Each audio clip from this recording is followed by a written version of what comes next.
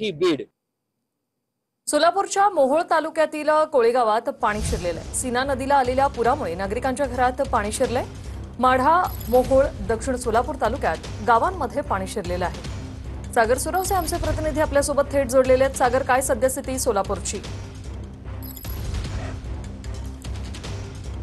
खरं तर आपण पाहिलं की गेल्या 2 ते 3 दिवसांपासून सीना नदीला जो आहे तो महापूर आलेला आहे आणि या महापुराचा फटका आता या मोहोळ तालुक्यातील विविध गावांना जो आहे तो बसताना आपल्याला पाहायला मिळतं। आपण आता आहोत कोळे गावामध्ये आणि आपण जर परिस्थिती पाहिली तर संपूर्ण शेती जी आहे या गावातली ही पूर्णतः पाण्याखाली गेलेली आपल्याला पाहायला मिळते।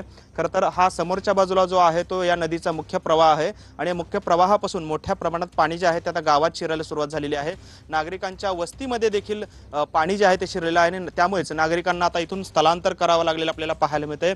खरं तर आपण जर पाहिलं श्रुती तर ही पूर्ण शेती जी आहे जवळपास 15 ते 20 फूट हे पाणी जे आहे समोरच्या दिशेला आपल्याला पाहायला मिळते। अगदी संपूर्ण ऊस जो आहे तो देखील पाण्याखाली गेलेला आहे, इथली झाडी पाण्याखाली गेलेली आहे। त्याचबरोबर जर आपण या नदीच्या पलीकडच्या बाजूला पाहिलं तर या नदीच्या पलीकडे देखील एक गाव आहे आष्टे गाव आणि या आष्टे गावामध्ये जवळपास 17 ते 18 लोक जे आहेत ते देखील अडकून पडलेले आहेत। काल रात्रीपासून हे लोक त्या ठिकाणी अडकून पडलेले आहेत आणि या आष्टे गावाला पूर्णतः सीना नदीने जो आहे तो वेढा मारायला आपल्याला पाहायला मिळतोय।